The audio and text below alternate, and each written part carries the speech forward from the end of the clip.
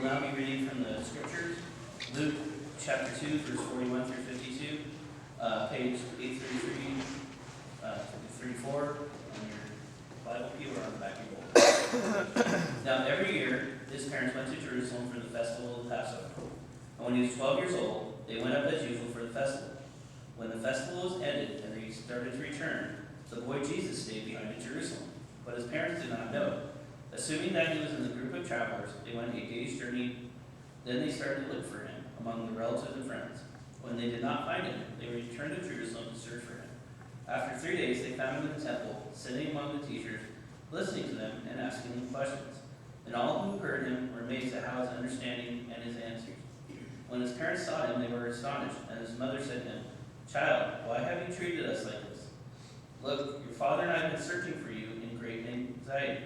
He said to them, "Why are you searching for me? Did you not know that I must be in my father's house?" But they did not understand what he said to them. Then he went down with them and came to Nazareth and was obedient to them. His mother treasured all the things in her heart, and Jesus increased in wisdom and in years, and in divine and human favor. Blessed be the words.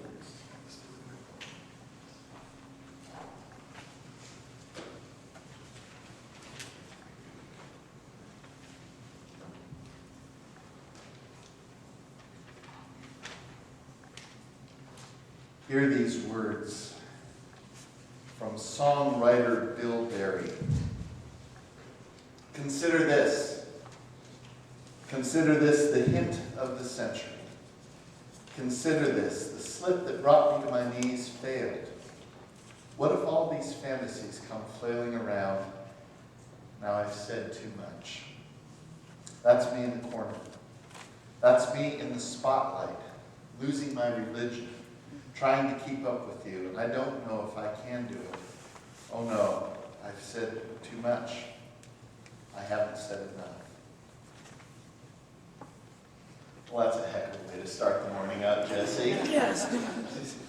It's Christmas. It's the last day of the 12 days of Christmas, and we've got lights, and we've got festivities here, and everything is all pretty and nice, and you're reading depressing stories and poems about people losing their religion. My apologies. But this just isn't any old poem, okay? This is part of a song that was written in 1991 called Losing My Religion, which was recorded by a grunge rock band called REM. Now let me tell you about grunge. Let me educate you on grunge. Grunge was the subgenre of rock and roll that defined Generation X, which are people who were born between 1965 and 1981. Neither Generation X nor grunge music is known for its sunny disposition and optimism. Okay?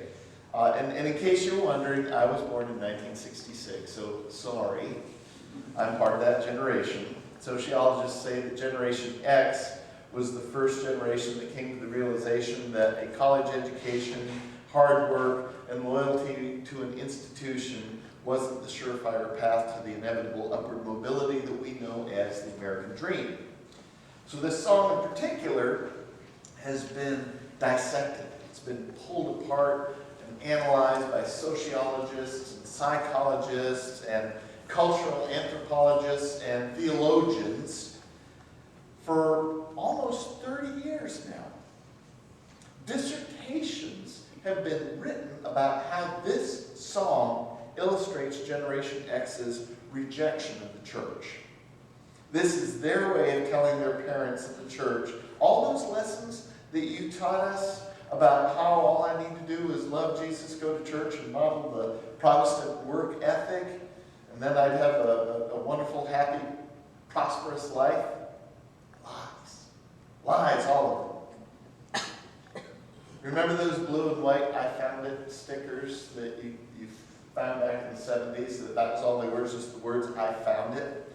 And what it was supposed to do was prompt you to say, "Found what?" And the answer was Jesus. I found Jesus. Generation X's bumper stickers should have said, "I lost it." Except we were so disillusioned and apathetic that we didn't even bother to make the effort. We just wore flannel shirts and wrote depressing songs. Now you might be asking, wait a minute, what do you mean Generation X rejected the church? What are you talking about? It couldn't be true. Show of hands of anybody in here who was born between 1965 and 1981.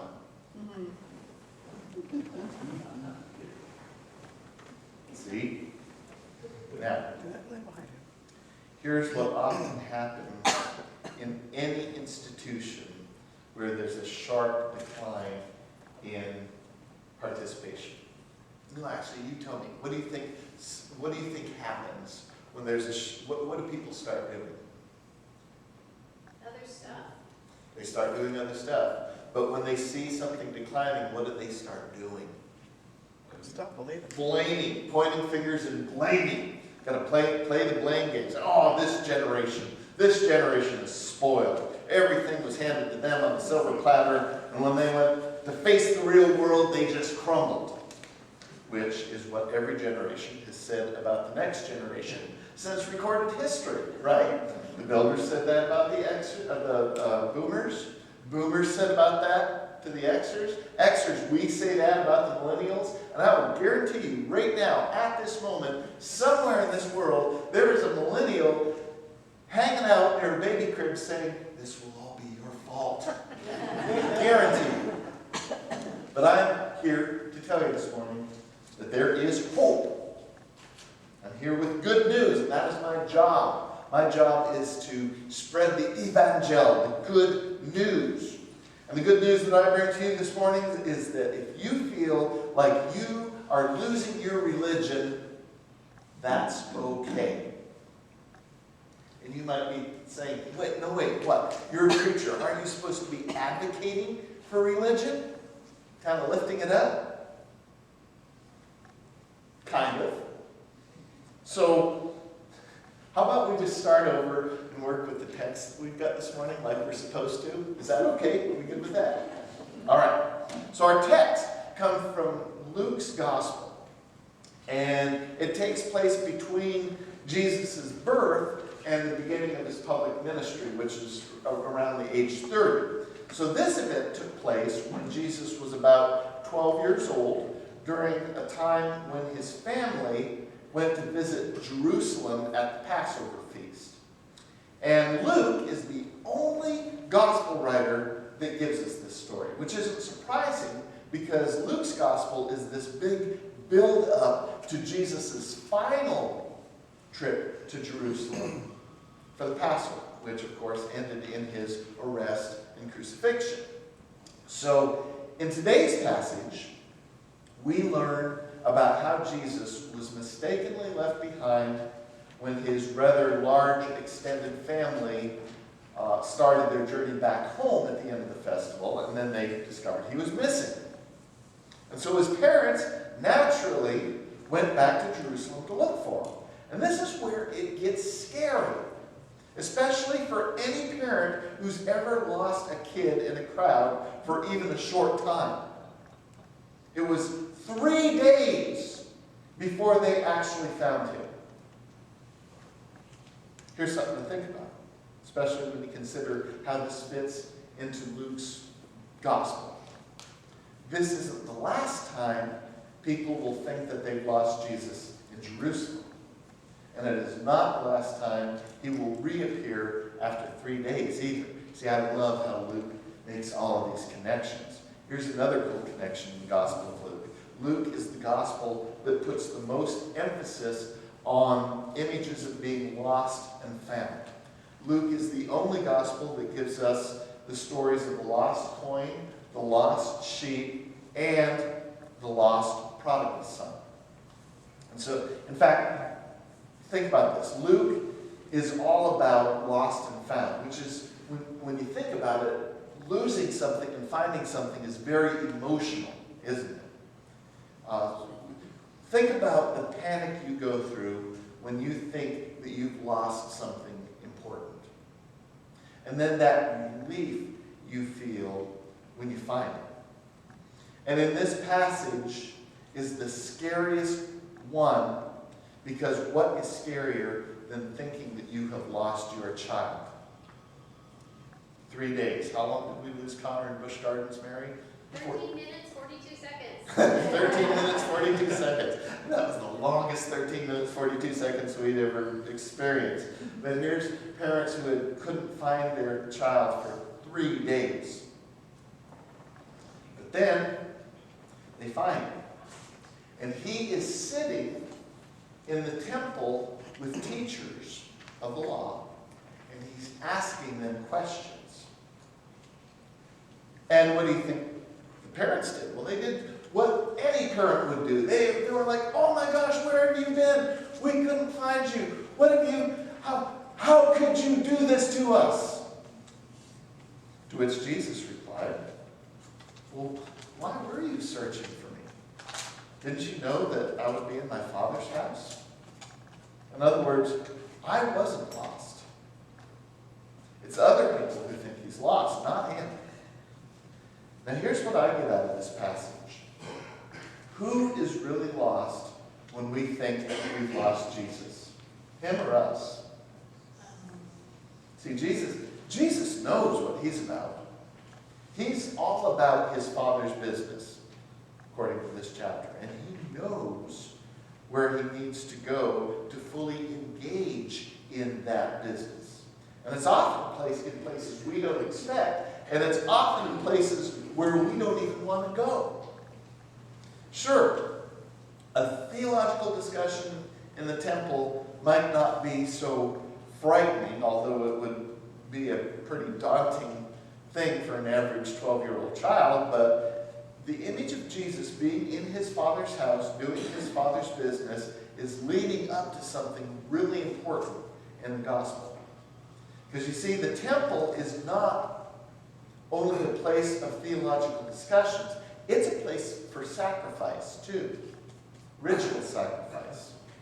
It's not the place you want to be when a hostile mob has joined forces with both the religious and military powers that be and turned their anger on you and decided that you're the one who's going to be sacrificed.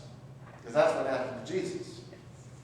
See, the high priest Caiaphas, who was in charge during Jesus' crucifixion, he said, it is better that one man die than the whole nation face the wrath of Rome, which is a classic expression of sacrificial logic from the most powerful man in the sacrificial system. And so this 12-year-old Jesus story anticipates that later story when Jesus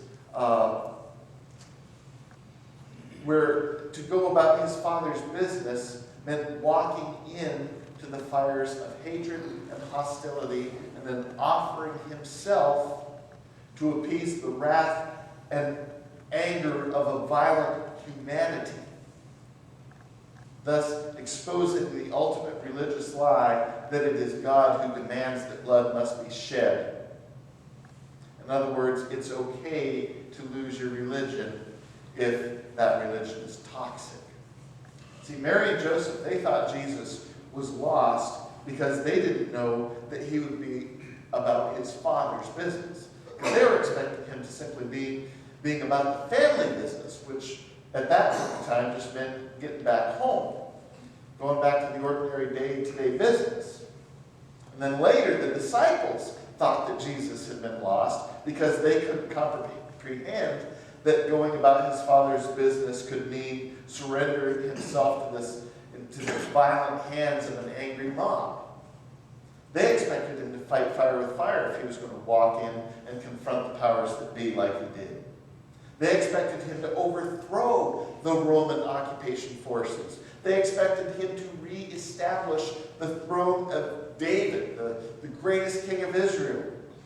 That's the kind of king that we want. That's what we're hoping for. And we expect this from Jesus. And so when the powers strike first and kill Jesus, that's it then. Jesus is lost. And his friends have lost Jesus. But 3 days later, there he is, discussing Scripture again and still trying to get his disciples to comprehend what his Father's business does.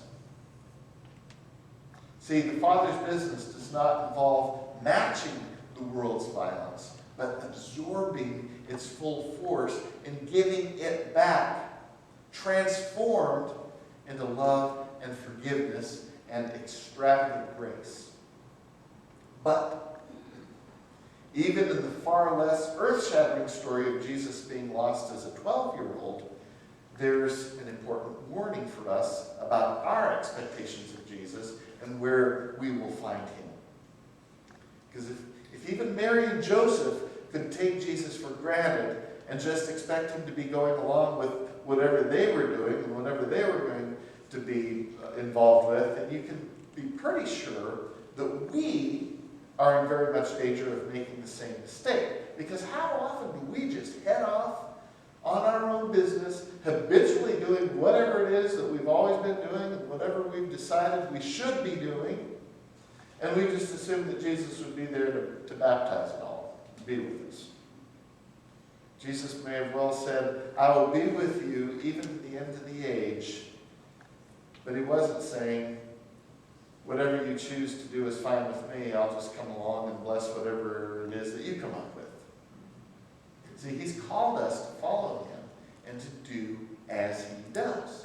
The promise of blessing is that blessing is found in following Jesus and in being where he is and doing as he does, even when it means following him into the fires of hostility, clothed only in love, compassion, and forgiveness.